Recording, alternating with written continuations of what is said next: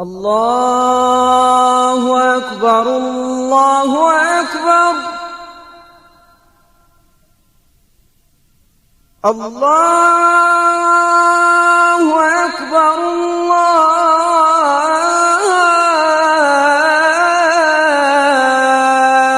الله أكبر. Le Ramadan, ça nous permet de rappeler le sens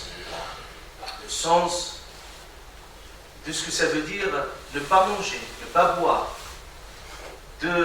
d'avoir l'empathie nécessaire qui nous permet de se mettre dans la situation des gens qui souffrent. Donc Ramadan, parfois pour certains,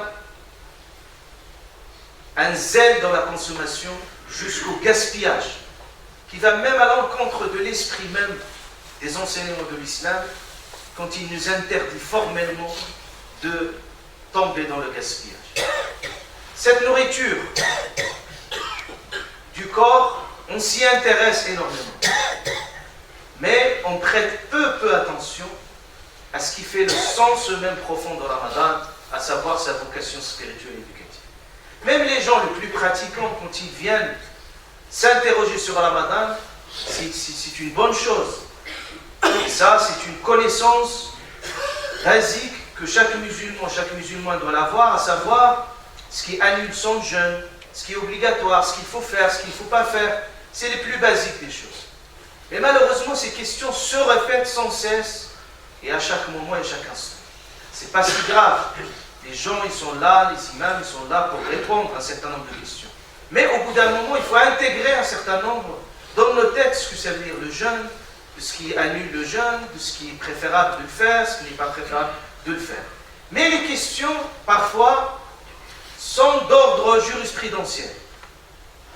Et peu de personnes posent des vraies questions qui sont liées même à la profondeur spirituelle de ce mois.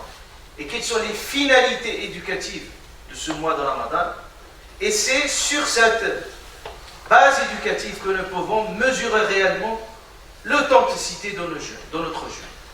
Parce que si dans la pratique du jeûne, il y a une incompatibilité, pour certains ils peuvent, oui, s'abstenir de boire et de manger. Certes, c'est la pratique la plus basique que tout le monde peut faire, et par contre, parfois dans nos pratiques, dans notre quotidien, dans notre façon d'être, dans notre façon de parler, pendant le Ramadan, parfois ça va à l'encontre même de l'esprit de ce que c'est le Ramadan. C'est pour ça que c'est très important, à chaque moment, à chaque instant, de se le rappeler, d'avoir ces principes qui sont bien clairs dans nos têtes et dans nos consciences pour que nous puissions profiter pleinement de Ramadan, Inch'Allah. Allah Azza wa Jal, dans un verset très court, qui résume pratiquement toute la philosophie du jeûne. Quand Allah Ta'ala dit Ya ayyuhalladhina amanu, ou ceux qui ont la foi, on vous a prescrit le jeûne. Allah l'a prescrit. Comme un médecin, quand il vous prescrit quelque chose, c'est pour votre bien. Qu'Allah détient l'exemple suprême, c'est un exemple pour comprendre le sens de prescrire. Prescrire, c'est mettre à disposition. Allah Ta'ala a mis cette pratique qui n'est pas, Allah Azza wa Jalla dit, comme on l'a prescrit à ceux d'avant vous. Il n'y a aucune religion où la pratique du jeûne n'est pas une pratique importante. Vous avez le carême, vous avez le jeûne, dans toute pratique spirituelle, quelle qu'il soit la religion. Mais ils prennent des formes différentes. Mais en islam, il a pris cette forme que nous pratiquons au quotidien par rapport à Ramadan. Et Allah Azza wa Jalla l'a voulu, même progressivement, mais il l'a voulu durant ce mois de Ramadan qu'Allah Azza wa Jalla l'a béni. Pourquoi Allah Azza wa Jalla dit la'allakum tattaqun, pour atteindre ce haut degré spirituel de la foi, à savoir at-taqwa. At-taqwa.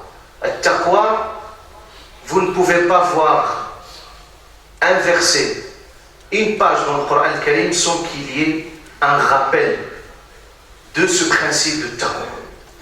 Pratiquement toutes les pratiques spirituelles, ils sont censés nous inculquer cette conscience spirituelle qui est taqwa.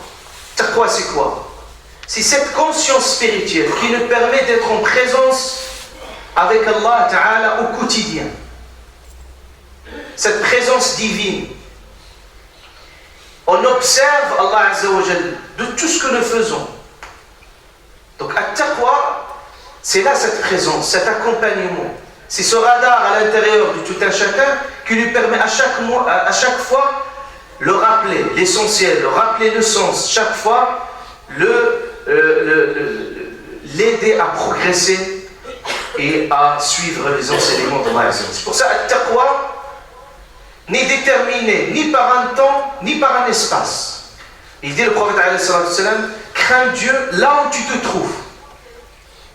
Là où tu te trouves. C'est une conscience spirituelle qui nous permet toujours, sans